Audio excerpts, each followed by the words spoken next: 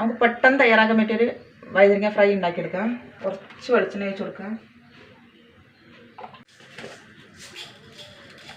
കുറച്ച് കടുക്, അതിലേക്ക് ചെറിയ 2 സവാള,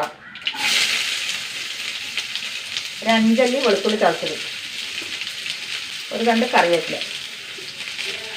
സവാള ഒന്ന് വഴന്ന് വരട്ടെ. സവാള വഴന്ന് വന്നു കേട്ടോ. വഴുതനങ്ങ നീളത്തിൽ കനം കുറച്ചരിയണം. ഇതിലേക്ക് പൊടികൾ ഇട്ട് കൊടുക്കാം.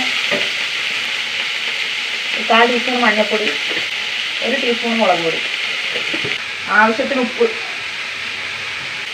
ചെറിയ രീതിയിൽ വേവിച്ചെടുക്കാം കേട്ടോ. അടച്ച് വെക്കണ്ട, തുറന്ന് വെച്ച് വേവിക്കണം കേട്ടോ. ഇടയ്ക്കിടയ്ക്ക് ഇളക്കി കൊടുക്കണം. നല്ല ഫ്രൈ പോലത്തെ മെഴുക്ക് വരട്ടിയാണ് കേട്ടോ അത്. ലാസ്റ്റ് 1/4 ടീസ്പൂൺ കുരുമുളക് പൊടി.